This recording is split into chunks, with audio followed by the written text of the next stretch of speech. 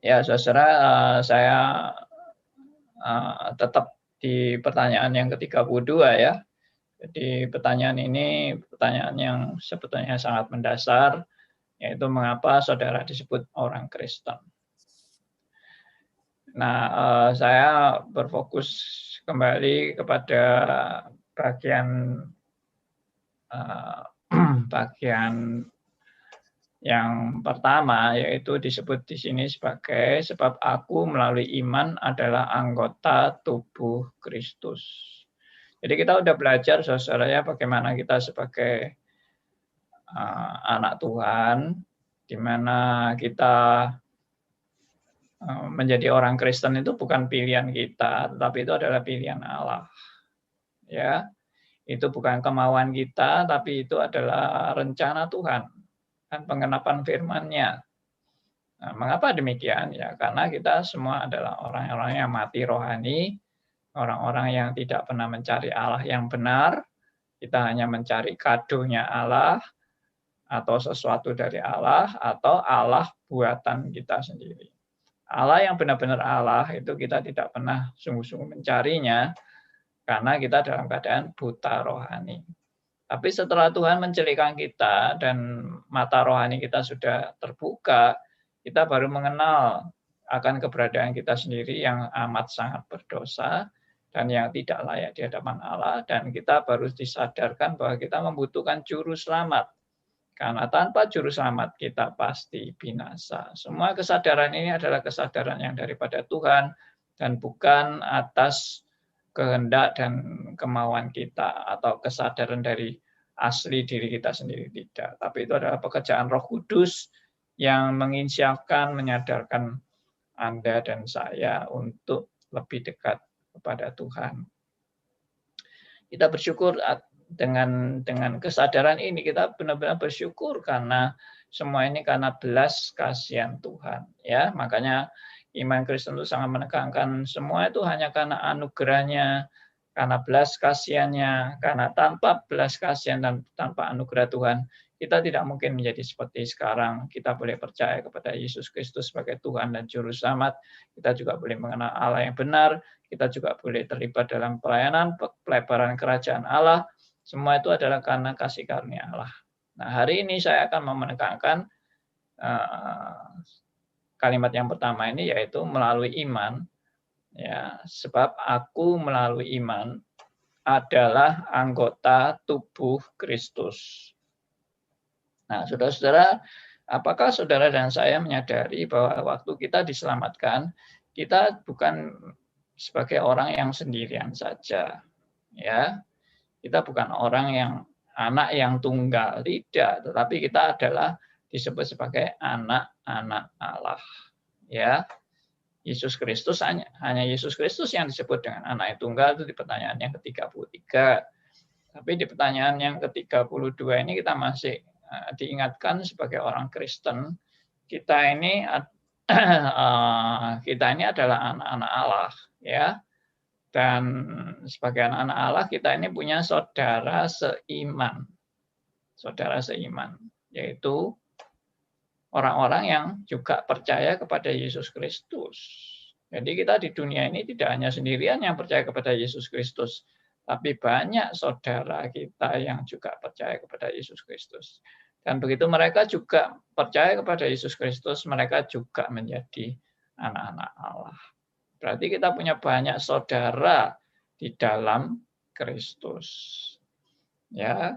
Nah, apakah ini menjadi suatu kesadaran yang mendalam dalam kehidupan saudara dan saya, atau kita hanya merasa sendirian saja sebagai orang Kristen?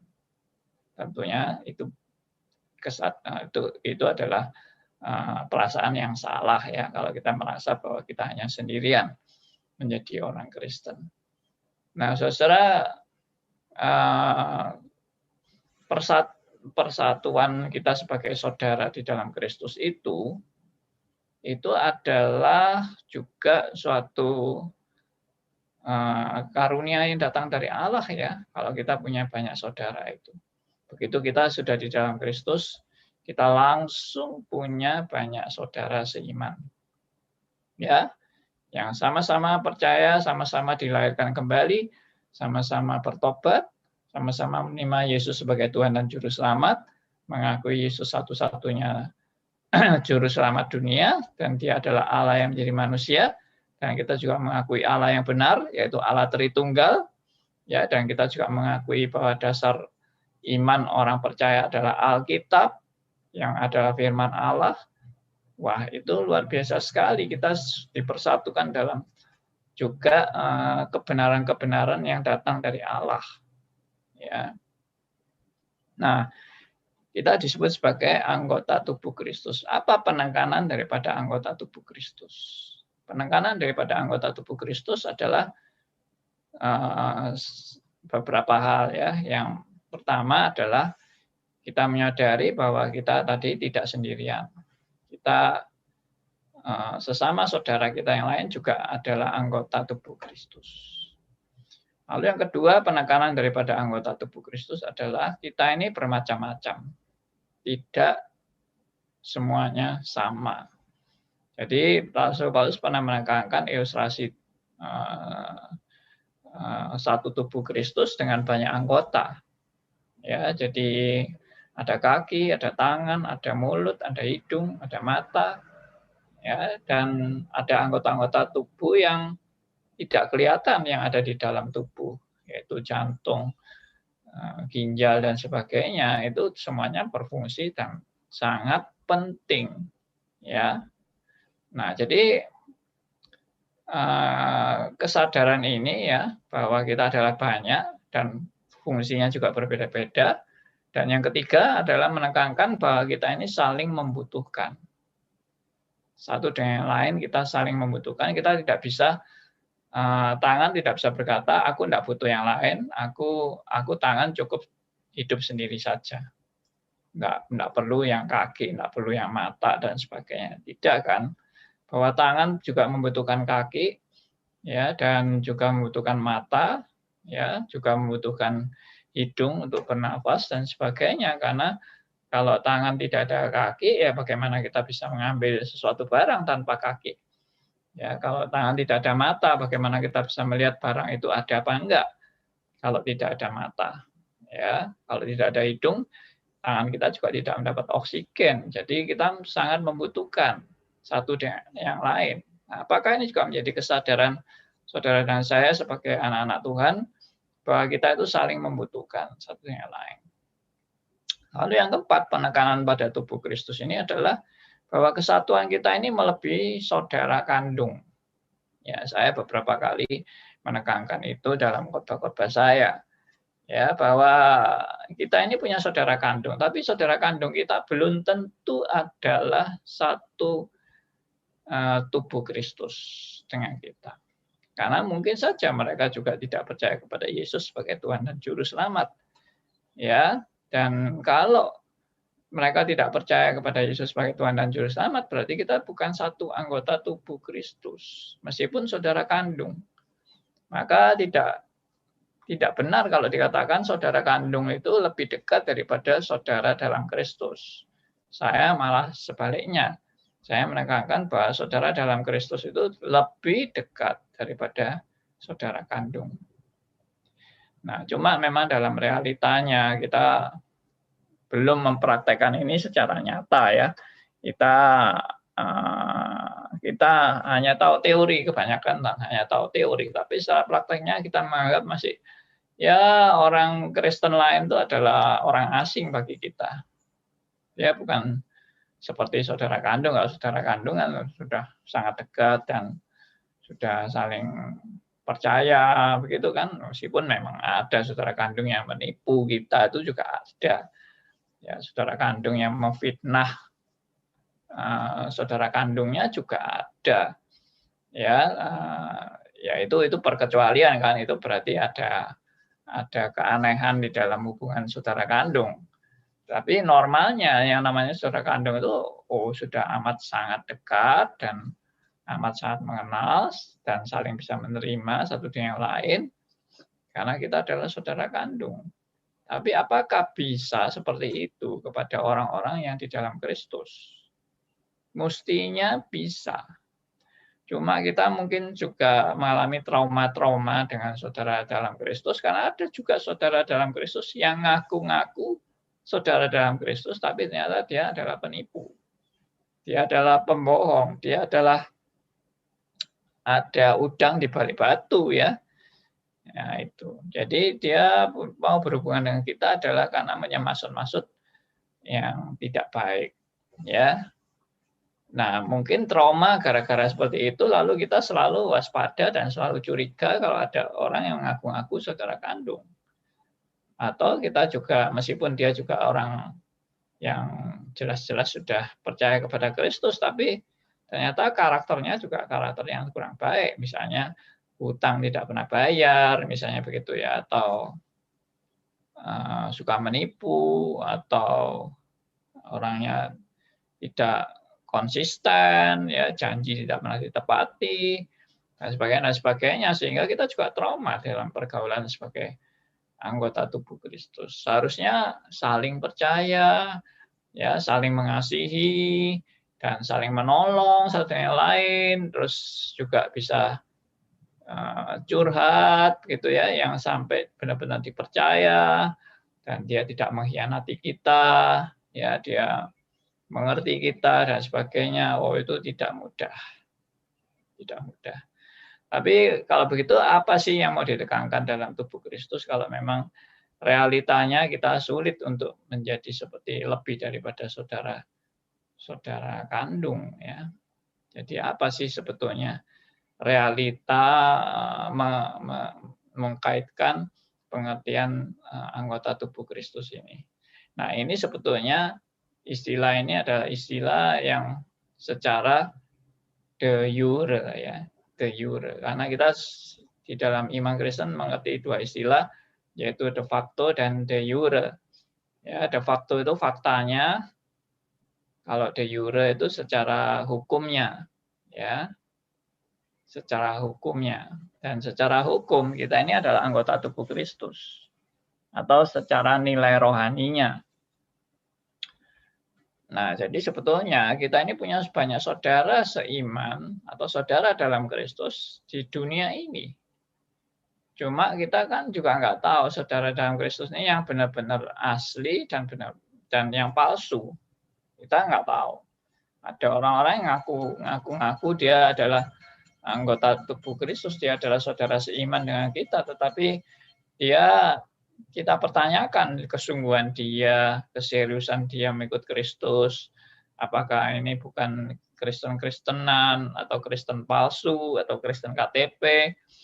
Ya, nah itu kita masih ragu-ragu. Tapi secara de jure, maksudnya de jure itu benar-benar secara hukum, kita punya saudara seiman yang benar-benar asli, cuma kita nggak tahu mereka itu siapa saja yang asli dan siapa saja yang palsu, tetap I don't know. Saya tidak tahu dengan pasti.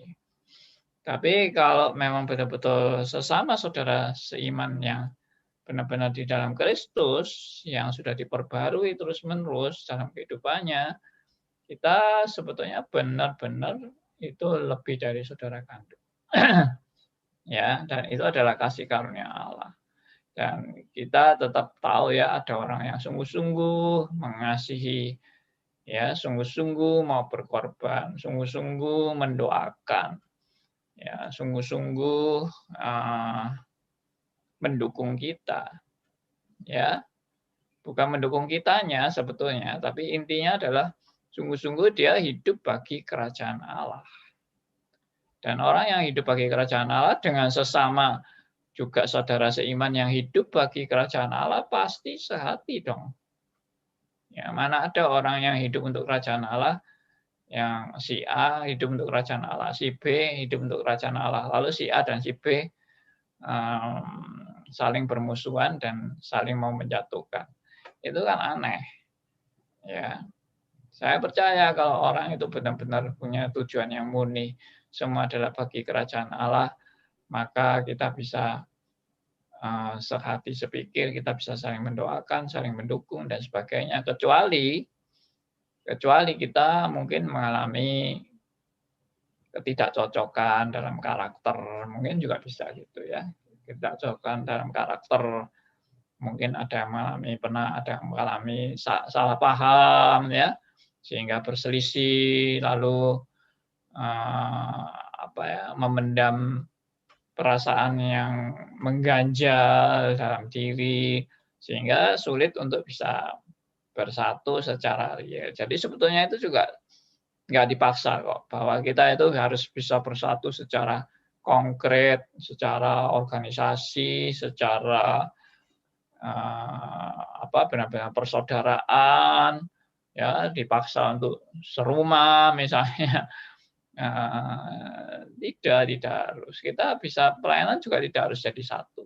Kita bisa pelayanan sendiri-sendiri, bisa pelayanan di tempat lain, ya, dengan bidang yang lain, tapi semuanya adalah demi kerajaan Allah, dan kita tahu Dia pun dipakai Tuhan, dan kita pun juga dipakai Tuhan. Jadi sama-sama semua bagi kerajaan Allah, dan ya alangkah baiknya kalau kita juga saling mendoakan, tidak membenci, tidak memupuk kebencian satu dengan yang lain, kecuali memang kita tahu dia bukan anak Allah. Nah, bukan anak Allah pun kita tidak berhak untuk membenci dia, tapi kita tetap harus mengasihi dan mendoakan dia. Nah, itulah sebetulnya pergumulan-pergumulan sebagai anggota tubuh Kristus, ya, di mana kita sebagai orang yang sama-sama beriman, seharusnya kita saling mendoakan, saling mendukung, saling menguatkan, ya, di dalam Tuhan, dan bukan berhitungan bisnis, ya. Saya juga sedih kalau anggota tubuh Kristus ini hanya mau bersatu gara-gara ada ikatan bisnis, ya, sebetulnya, dan semuanya hanya mau cari keuntungan bagi diri sendiri. Nah, itu sudah tidak benar, ya. Kita menjadi satu itu karena darah Kristus. Ya, kalau kita di saudara kandung itu kita jadi satu karena kita saudara sedaging, artinya dari keturunan orang tua. Kalau kita adalah bukan dari darah keturunan orang tua, kita sebagai anggota tubuh Kristus bukan darah dari orang tua, tapi darah Kristus.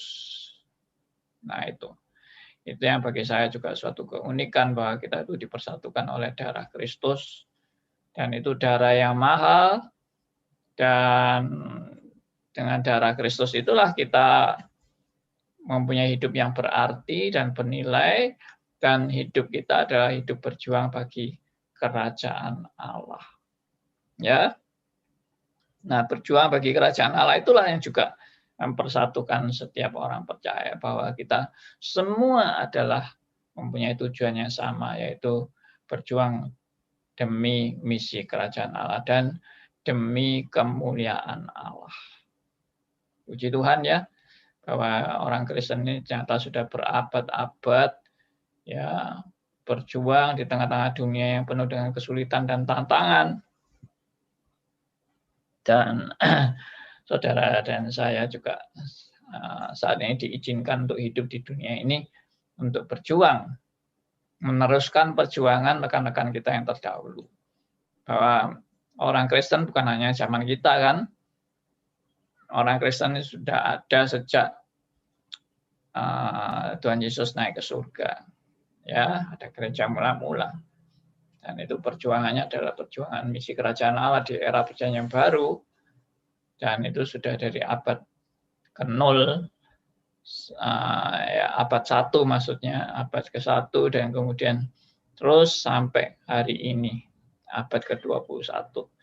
Semua itu adalah pekerjaan Tuhan yang belum selesai, yang harus saudara dan saya kerjakan. Jadi sebagai anggota tubuh Kristus, sekali lagi, kita bukan hidup sendiri, kita bukan hidup untuk kepentingan diri sendiri, memikirkan diri sendiri, untuk kenikmatan diri sendiri.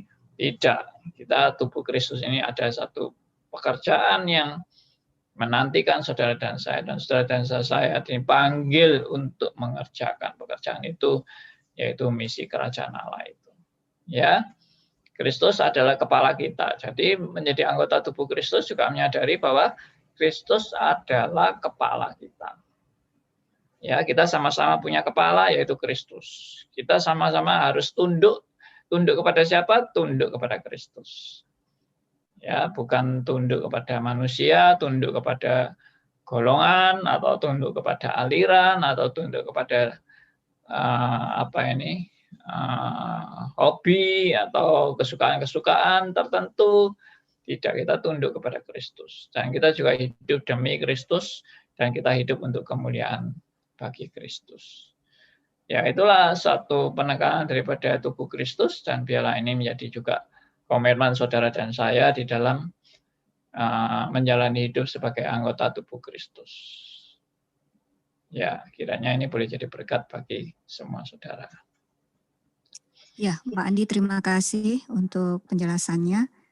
Saya jadi ingat beberapa tahun sebelumnya ya, ada satu yang sampai saat ini saya ingat, ada satu statement, anugerah terbesar dalam kehidupan kita adalah ketika kita menyadari bahwa kita dikasihi Allah, dan pada akhirnya pun kita menyerahkan hidup kita kepada Tuhan. Kita memiliki relasi damai dengan Allah. Kalau tadinya kan kita musuhan sama Tuhan karena kita hidup dalam dosa. Dan anugerah kedua adalah kita beroleh saudara-saudara yang banyak sekali. Dan itu memang saya rasakan luar biasa gitu loh. Sampai saat ini pun saya tetap terhubung, dan puji Tuhan saudara-saudara seiman memang memberkati saya gitu ya. Dan saya pribadi ada pertanyaan Pak Andi, tapi saya menyapa dulu Pak Aryo yang juga sudah bergabung melalui Zoom. Selamat pagi Pak Aryo. Selamat pagi. Pak Aryo, bergabung saja atau ada pertanyaan? Ya, nanti aja kalau ada pertanyaan Pak Aryo ya. Pak Aryo bergabung saja ya. Pak Andi, ini sebelum saya bertanya tentang anggota tubuh Kristus, kita punya pertanyaan yang belum terjawab ya di pertemuan sebelumnya, dan saya sudah berjanji akan membahasnya gitu ya, karena mungkin sudah lama menanti-nanti ini kapan pertanyaan saya akan diulas ya. Jadi ini pertanyaan perjumpaan kita sebelumnya Pak Andi. Ya. Kita kembali ke soal pemilihan ya. Kita dipilih oleh Allah. Ini yang ditanyakan, bukankah semua manusia adalah ciptaan Tuhan? Dan semuanya beroleh kasih karunia dan anugerahnya. Tapi ada yang memilih, ada yang menolak. Dan proses memilih dan menolak pun ini merupakan anugerah Tuhan. Atau saya yang salah mengerti? Pertanyaan demikian, Tuhan memilih yang akan dianugerahi keselamatan, jadi memang ada yang tidak dipilih. Begitu Pak. Ya, doktrin pilihan memang doktrin yang tidak mudah, dan itu harus dipelajari. Menurut saya saudara yang tanya ini kapan-kapan nanti kalau sempat bisa ikut stris. Nah, itu di sana kita belajar dengan tuntas. Tapi kalau ini pertanyaan ini ya kita jawab singkat saja. Jadi memang doktrin pilihan itu pasti ada. Dan Allah juga pasti memilih. Karena di Alkitab dikatakan juga banyak yang dipanggil, tapi sedikit yang dipilih. Lalu dikatakan di Efesus 1 ayat 4 bahwa Allah sudah memilih kita sebelum dunia dijadikan. Jadi memang pilihan Allah itu sudah pasti, dan pilihan Allah itu sudah ditetapkan. Cuma bagi saudara dan saya adalah kita tidak tahu siapa yang dipilih. Dan itu bukan urusan kita tentang siapa-siapa yang Tuhan pilih dan siapa yang tidak dipilih, I don't know. Lalu kenapa kok Tuhan memilih sebagian dan tidak memilih sebagian? Itu juga jawabannya, itu adalah kedaulatan Allah dan hak prerogatif Allah. Ya, prerogatif Allah itu adalah mutlak dan tidak bisa diganggu gugat.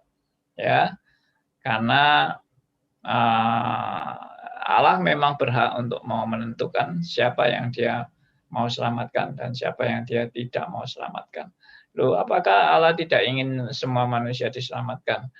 Allah hanya ingin menyelamatkan semua orang-orang yang sudah dipilih dan sudah ditetapkan sebelum dunia dijadikan. Ya, apakah kalau begitu Allah itu kejam karena tidak memilih mereka yang akan binasa? Ya, bukan Allah itu kejam, tetapi orang binasa itu bukan karena kekejaman Allah, orang binasa karena pilihan dia memberontak kepada Allah.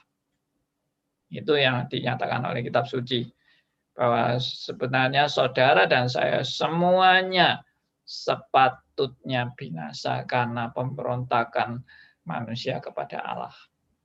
Jadi saudara jangan merasa saudara ini layak untuk diselamatkan. Tidak, semua saudara dan saya tidak layak untuk diselamatkan. Jadi kalau bisa diselamatkan itu bukan karena kehebatan saudara dan saya, tetapi karena belas kasihan Tuhan. Tanpa Tuhan memberikan belas kasihannya dan anugerahnya, kita semua binasa. Itulah yang sepatutnya saudara dan saya menerimanya.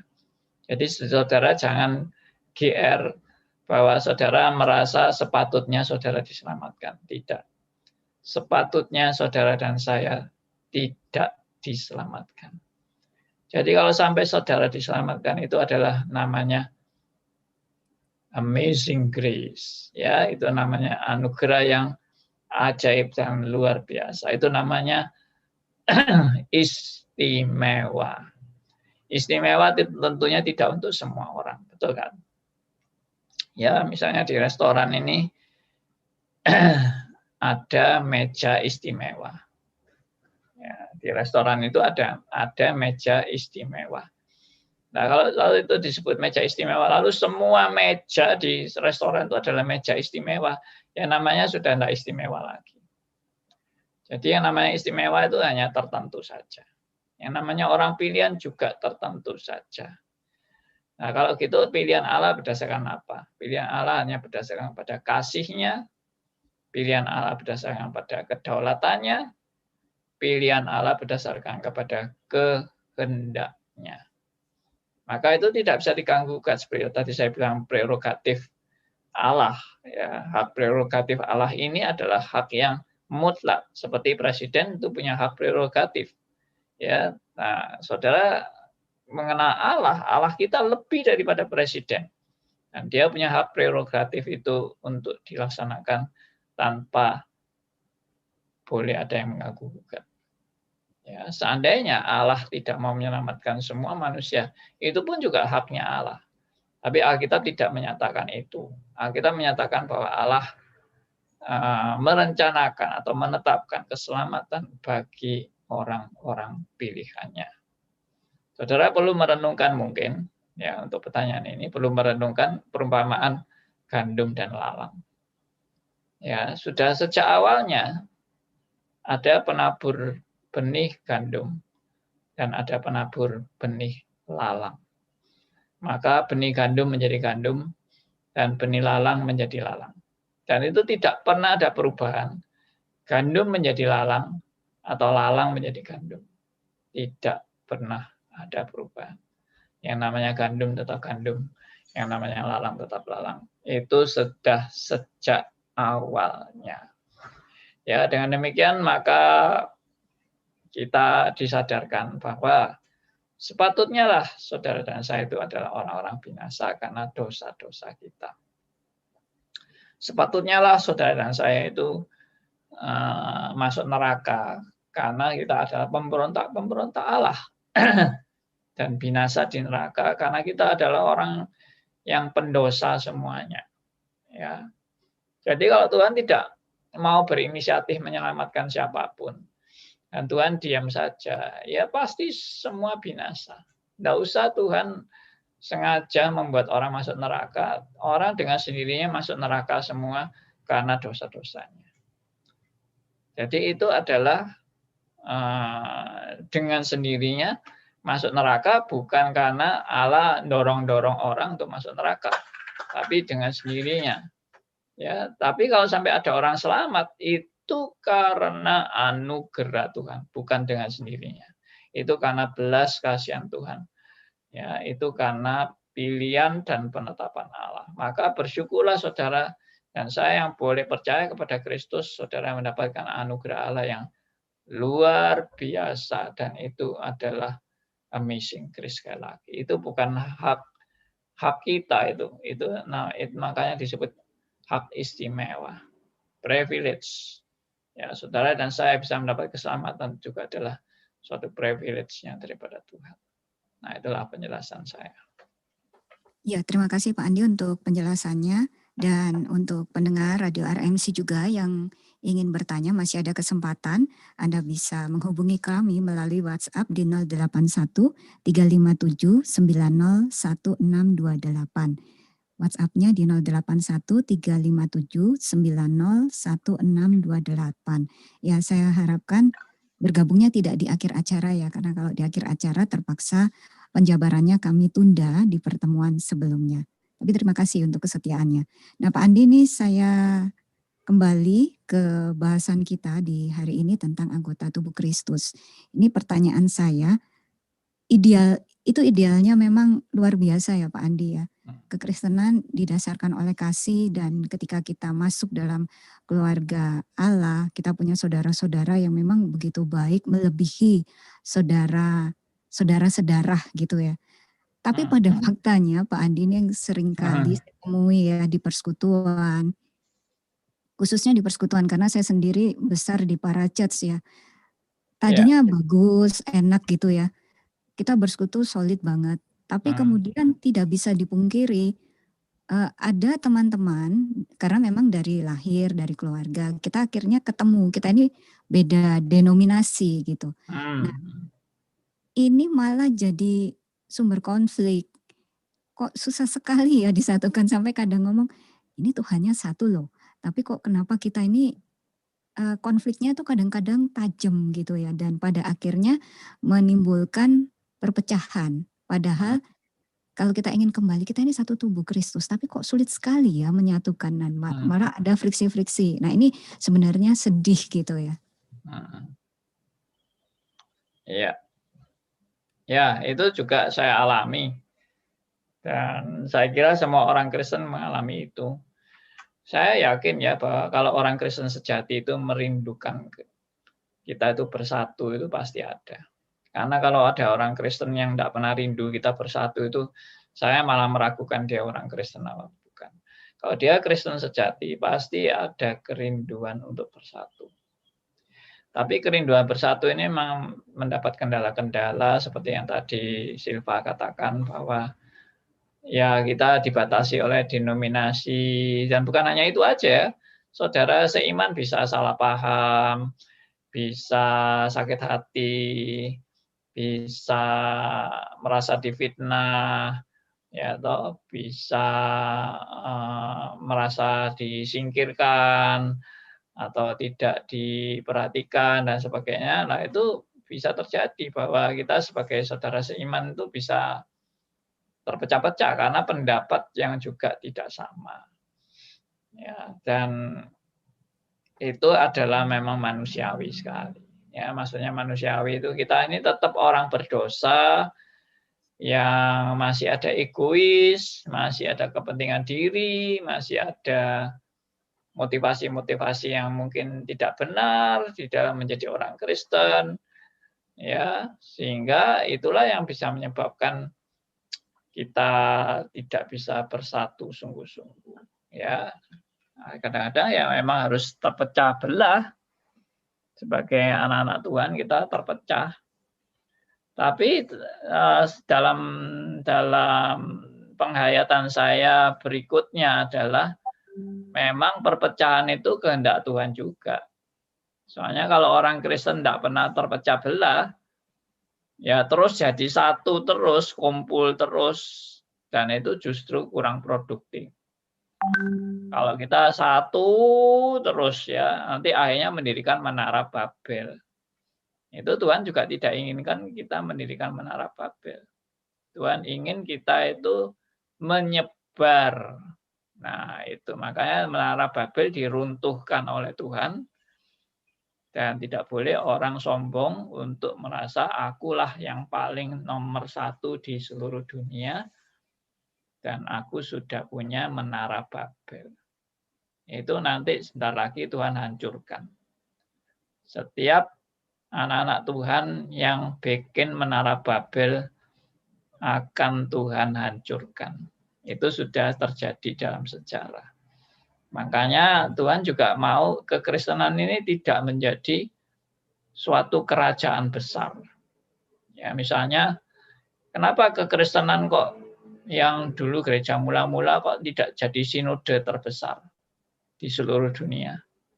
Ya, mestinya kan gereja yang didirikan para rasul itu yang paling nomor satu kan, yang paling solid dan paling hebat di seluruh dunia karena para rasul pendirinya. Ya, bayangkan itu. Nah, semua orang akhirnya mengacu kepada gerejanya para rasul. Tapi ternyata itu pun tidak diizinkan Tuhan untuk terus eksis. Ya, akhirnya Kristen itu apa? Tersebar. Akhirnya Kristen itu menjadi apa? Kecil-kecil, menjadi tersebar kecil-kecil. Ya, dan tidak menekankan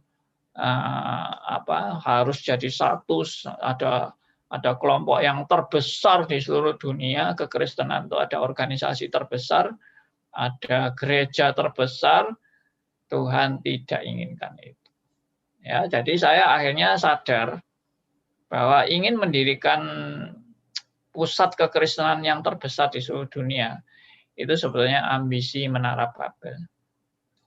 Ya sudah, akhirnya setelah saya sadar itu ya sudah, biarin memang semua terjadi kecil-kecil, dan kecil-kecil ini kalau memang dipimpin Tuhan dan secara murni diperbarui terus-menerus, ya dia akan menjadi garam dan terang di tempat sekelilingnya dia. Ya, tidak pernah Tuhan mau mendirikan mercusuar yang untuk seluruh dunia. Ya, tidak. Tuhan mendirikan kekristenan ini menjadi tersebar dan menjadi banyak dan menjadi saksi dimanapun berada. Yaitu seperti misalnya contohnya garam. Garam itu menggarami dan menyebar garam itu, ya kan? Lalu terang itu juga menerangi dan terang itu juga menyebar, ya, menjadi terang-terang kecil yang lain. Nah, itu biarlah itu menjadi spirit kita. Jadi sekarang saya punya pikiran kita tidak usah benar-benar menjadi satu secara organisasi atau secara denominasi, tidak usah menjadi satu seperti itu. Tapi yang penting spirit kita ini dan dasar pengajaran kita ini benar-benar satu. Ya. Nah, itu kerinduan stres itu di situ. Melalui stres kita bisa belajar baik-baik dan kita bisa mengerti kebenaran dengan baik, dan kita juga menerapkan itu di gereja kita masing-masing. Makanya stres itu kan tidak menganjurkan orang pindah gereja. Kamu boleh kembali ke gereja masing-masing dan kamu menjadi garam dan terang di gerejamu. Kamu membawa ajaran-ajaran yang benar di gerejamu dan kamu mempengaruhi gerejamu. Itu. Tidak semua orang harus masuk ke gereja reform. Karena kalau semua harus masuk gereja reform pun tidak cukup. Dan juga tidak mampu untuk menampung dan tidak mampu juga untuk melayani dengan baik kalau anggotanya sudah puluhan ribu begitu, bagaimana kita mau bisa melayani dengan baik dan memperhatikan jemaat satu persatu dengan sungguh-sungguh. Ya, nah itu ya sudah, berarti semua berjalan sesuai dengan naturnya, secara alami. Semua ini bukan strategi manusia, semua ini adalah strategi Allah. Ya, kalau kita lihat perkembangan kekristenan, siapa skenarionya?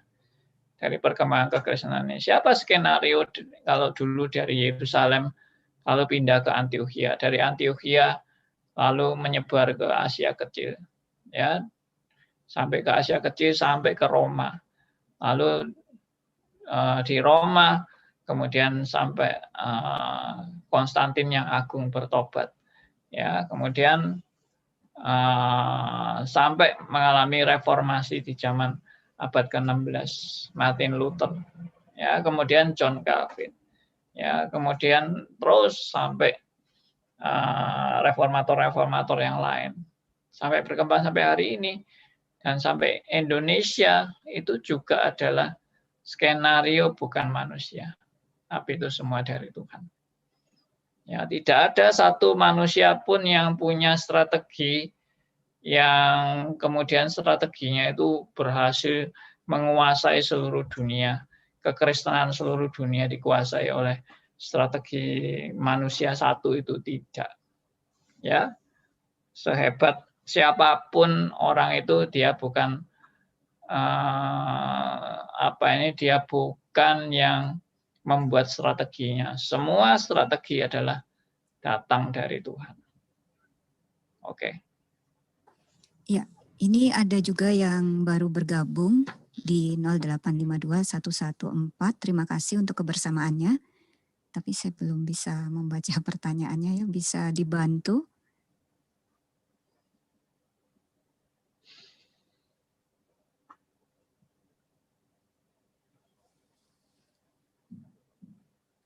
Ya, sambil ditampilkan di layar untuk pertanyaannya. Ini saya hanya ingin ada penegasan sedikit ya Pak Andi ya. Berarti dari Allah izinkan kita menjadi gereja-gereja kecil ya, supaya kita bisa menyebar. Dan karena itu tidak ada satu gereja pun atau aliran pun yang berhak mengklaim saya ini yang paling benar. Bisa begitukah Pak Andi? Atau memang sebenarnya ada yang paling benar gitu ya? Yang mendekati kebenaran, yang paling mendekati kebenaran itu ada, tapi bukan paling benar. Ya, karena kita semua ini masih banyak kekurangan dan kelemahan, dan kita bukan sempurna. Tidak ada gereja yang sempurna. Semua gereja pasti ada kelemahan dan kekurangan dan keterbatasan. Ya, cuma kalau masalah ajaran, ada gereja yang lebih dekat mendekati kebenaran itu. Ya, artinya secara solid, secara penelitian, secara eksegese, ya. Jadi menguraikan ayat-ayat Alkitab, itu ada gereja yang memang betul-betul teliti dan betul-betul ini gimana ya?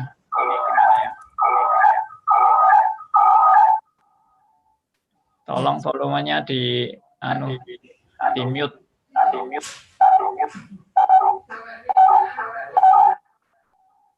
Seva? Ya. Nah, jadi dalam hal ini kita melihat bahwa strategi itu adalah datang dari Allah. Dan memang semua gereja yang sejati, maksud saya gereja sejati adalah gereja yang benar-benar mengacu kepada pengajaran Alkitab, dipimpin oleh Roh Kudus untuk bertumbuh makin mendekati kebenaran firman Tuhan. Nah, saya percaya itu. Ya, munculnya Gereja Reform Injili Indonesia di Indonesia itu juga anugerah Tuhan. Karena siapa yang tahu bahwa Pendeta Stephen Tong yang akan dipakai Tuhan untuk memimpin gerakan reform di Indonesia. Siapa yang bikin skenario? Apakah itu Pak Tong sendiri? Saya yakin tidak. Yang bikin skenario ya Allah sendiri. Yang memberikan kasih karunia kepada Pendeta Stephen Tong dan memakai beliau untuk memimpin suatu gerakan di Indonesia. Bagaimana di negara lain? Ya, nanti Tuhan yang akan memilih dan menentukan siapa yang akan menjadi reformator di negara itu. Jadi itu muncul dengan sendirinya. Ya, Pak Tong itu kan tidak dididik untuk reform. Karena waktu itu Pak Tong masuk saat juga tidak mengacu kepada ajaran reform secara solid. Ya, jadi kita bisa jadi reform itu karena anugerah Tuhan semata-mata. Termasuk saya sendiri, saya dulu juga Arminian. Saya juga golongan karismatik yang ekstrim, yang ngaco-ngaco itu. Ya, siapa yang mengarahkan saya jadi reform? Pak Tong aja waktu itu tidak bisa mempertobatkan saya untuk jadi reform. Ya, kalau bukan Tuhan yang membuka pikiran saya tidak mungkin bisa jadi reform. Nah, jadi ini semua adalah rencana Tuhan. Jadi saya percaya memang reform itu dipakai Tuhan untuk orang makin dekat dengan kitab suci. Karena kata reform itu harus jelas ya. Reform itu sebetulnya adalah spirit untuk kembali kepada Alkitab. Makanya dengan istilah bahwa reform itu reform adalah spirit untuk kembali kepada Alkitab. Maka dengan kata lain, semua gereja harus reform. Ya, maksud saya bukan masuk aliran reform, tidak, tapi semua gereja harus punya spirit reform, yaitu semangat kembali kepada Alkitab. Semangat kembali kepada ajaran yang sesuai dengan Alkitab. Itulah seharusnya spirit gereja. Kalau ada gereja yang tidak ada spirit reform, tidak ada spirit untuk mau kembali kepada Alkitab, pasti itu gereja sesat.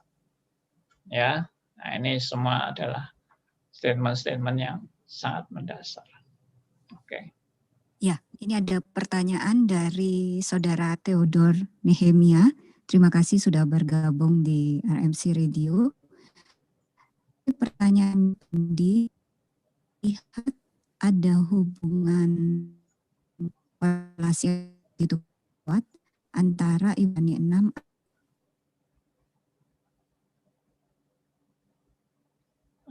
Suara kok terputus-putus ya.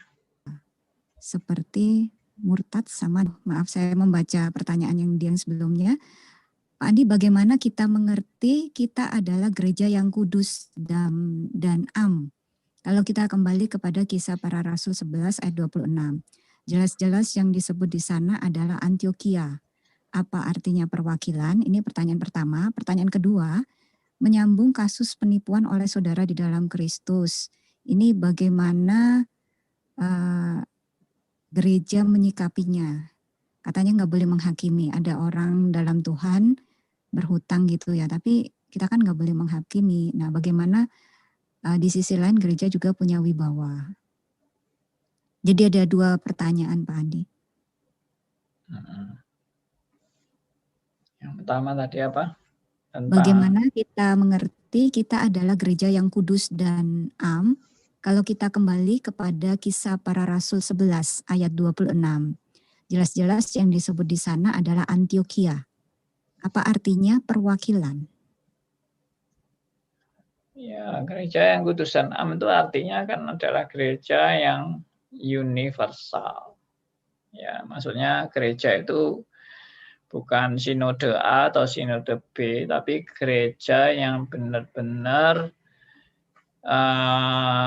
didirikan oleh Kristus ya, dan mengacu kepada spirit pengajaran para rasul dan para nabi. Itu gereja yang kudus dan am.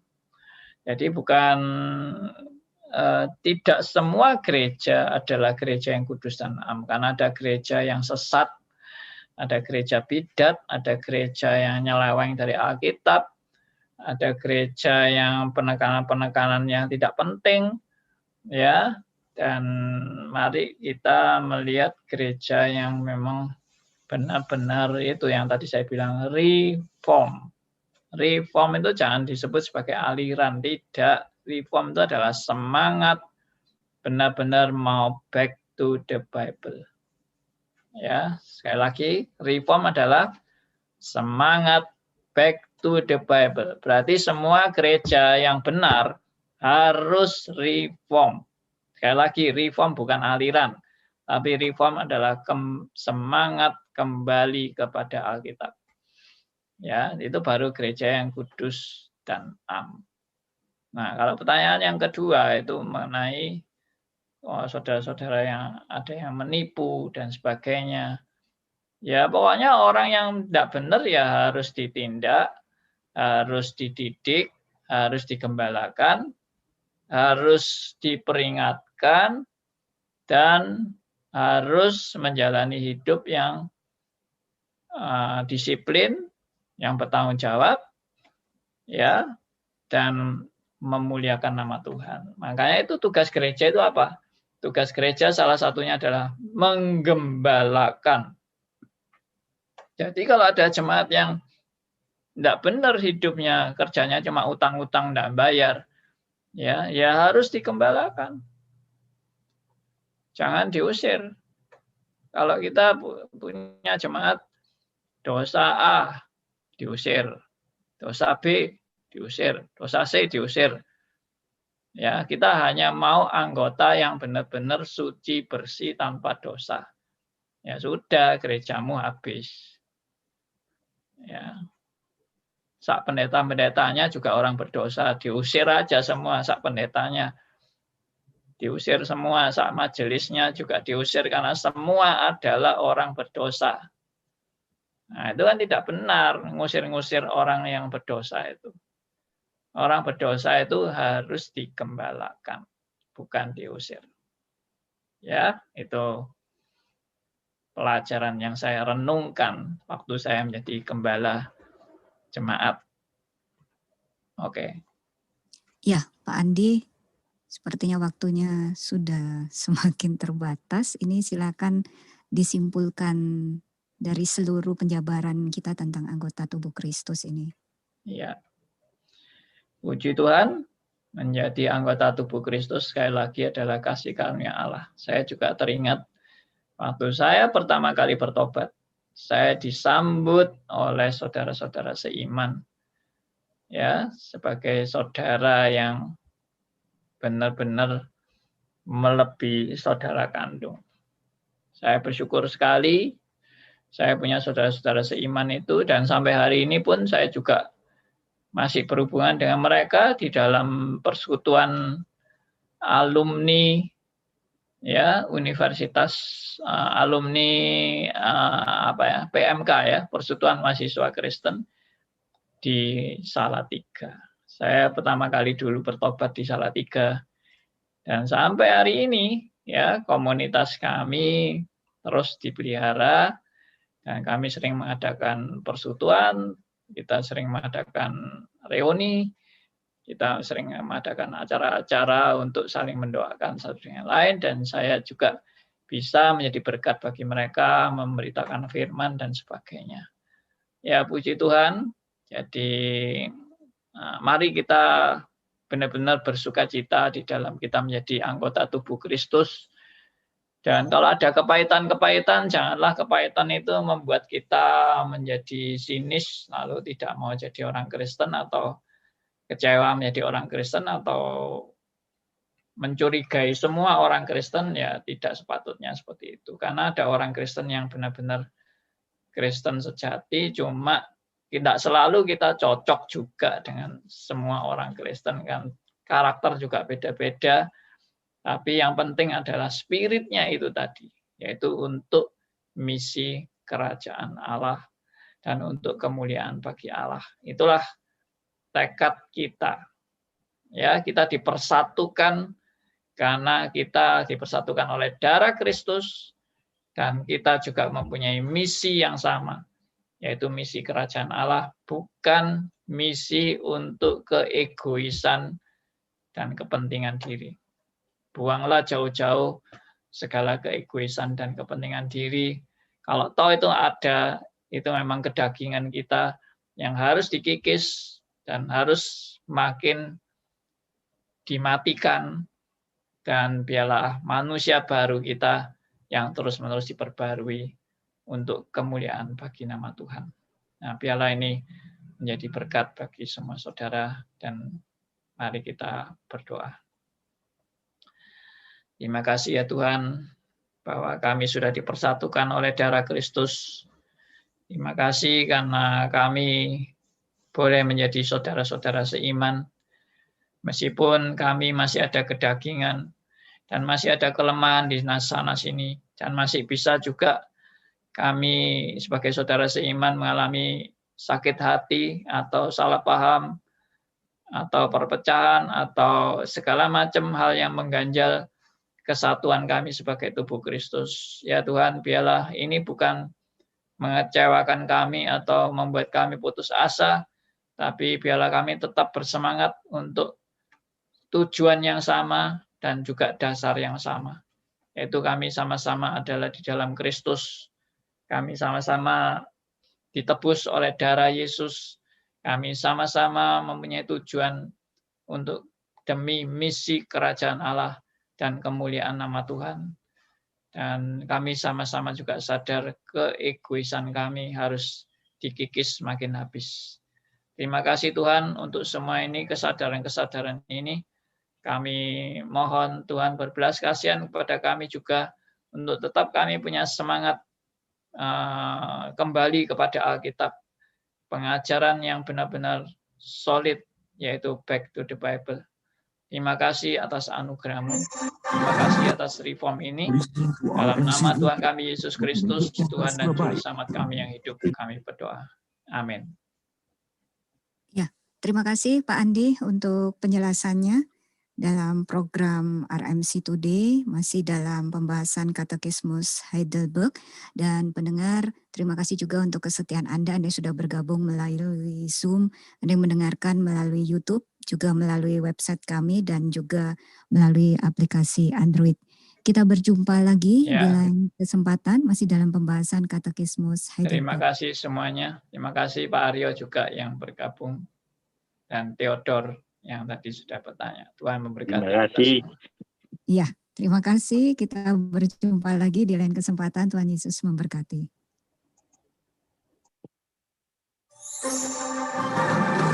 You are listening to RMC Radio, Reform Media Center Surabaya. Renewing your mind.